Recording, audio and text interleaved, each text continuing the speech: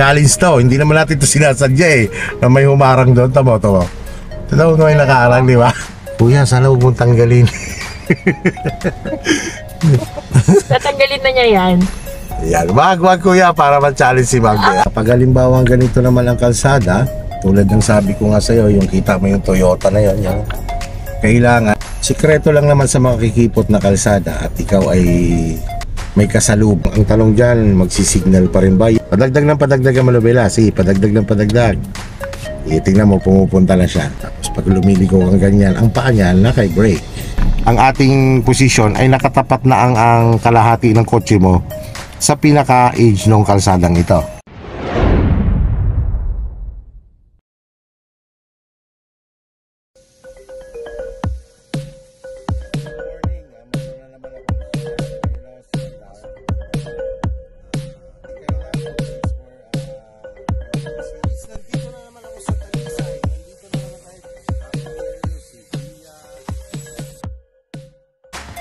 Good morning ulit mga kuya, no? Happy Sunday, Ma'am Jess. Good morning ulit. Good morning po. So, yesterday, yung ating mga activities ay napaka-smooth. Natapos natin yung familiarization, yung pagtakbo natin sa malaking kalsada, sa downhill, sa uphill, barangay roads. Ating activities today is parking. But before tayo mag-start sa parking, i-develop pa natin yung mga weakness natin. Kahapon, nasabi mo nga, nahihirapan ka pa dun sa pagliko, yung lalo-lalo yung pagbalik ng Manobela. Opo. So, yun po ang i-develop muna natin bago tayo mag-parking. Ano? Tarago. Patay po ha, sir. Yan, kapag halimbawa ganito naman ang kalsada, tulad ng sabi ko nga sa'yo, yung kita mo yung Toyota na yun, yan. Kailangan, line mo lang talaga siya sa guhit, no? Ang guhit ng kita mo yung hati ng kalsada. Tapos syempre, check pa rin ang bawat gilid sa pamamagitan ng side mirror. Sikreto lang naman sa makikipot na kalsada at ikaw ay may kasalubong, dahan-dahan at visualize talaga. Ibig sabihin, kung hindi, alam mo, alangan ka pa, hindi ka siya, tumigil ka. Yan lang naman yun talaga. Para lang din yan, huwag mo ipilit yung karapatan mo. Ganun. Ito lang po tayo, no? So, yun po yung sinasabi kong narrow road, no?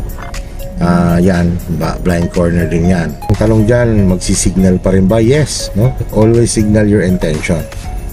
Kahit walang kaliwa yan. Dahan-dahan, control ang sasakyan. Forward. Padagdag ng padagdag ang Manobela. Sige, padagdag ng padagdag. Tingnan mo, pumupunta na siya. Ano? Okay, bawi na ikaw. Sige, forward. Konti lang muna bawi. Isa pang bawi. Yan. Okay, kapit ng konti sa kanan.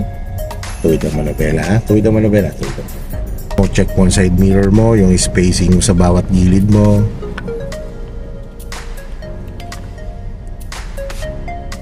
Tapos pag lumiligo kang ganyan, ang paa niya naka-brake. Kasi nagmo-move naman siya. Para na more on focus ka sa pagmamalis ng Manobela. Yan, ang pagliko, yan, unti-unti na ikaw lumiliko, konti-konti lang muna, yan.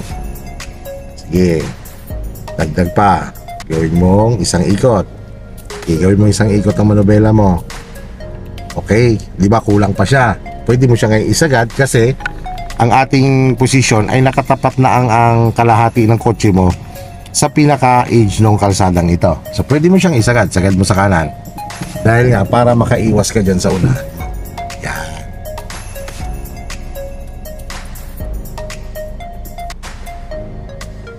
Okay. Sige lang, bitaw lang. Bawi na ng isa. Isa lang muna.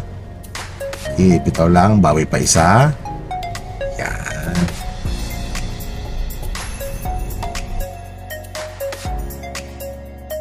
Challenge to, hindi naman natin ito sinasadya eh, na may humarang doon. Tamo. Ito daw may nakaarang, di ba? Okay, so ganito. Kasi yan, ha? Katulad yan, sige, visualize lang. Huwag mo babaguhin mo lang Manobela mo. Tignan mo lang bawat gilid mo. Sige, dahan-dahan lang naman ang sikreto dyan. Yan, tignan mo mama, stop. Tignan mo, space mo sa gilid. Okay? Kuya, sana huwag mong tanggalin. Tatanggalin na niya yan. Yan, wag kuya para ma-challenge si Ma. Tawa nyo, tuwag-tuwa ako, i-challenge ko sana. Hindi ba para sa akin yung challenge na yun? Okay. Sayang naman, nandiyan pa din naman. Sige, Tuloy-tuloy sige, na po yan. natin. Tingin lang, bawat gilid. Dahan-dahan lang ang sikreto dyan. Yan. So, katulad yan, may kasalubong kang tao. Diba, kita mo naman, okay na space mo dito. So, wag mong baguhin ang manobela mo. Sige, lumapit ka ng lumapit. Sige, yan, tingin. Okay, lusot na ikaw. Diba? Yan. Yan yung lang ang sikreto dyan, dahan-dahan, tingin. Kasi pag ikay magmabilis dyan, kahit pa ikay matagal na nagdadrive, pwede ka pa rin sumabit dyan. Ma'am Jess, halimbawa, ganito ang sitwasyon. Diba, nandito ka sa tamang linya mo. Opo. Ngayon, kakanan ka dyan.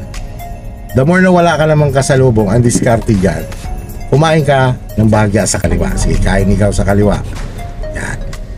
Tapos yun nga yung tipong sabi ko, dahil blind corner, yan, signal your intention. And then, siyempre, bibigay ka ng busina. Kasi para bibigyan mo lang kasi ng space yung kanan mo. Sige.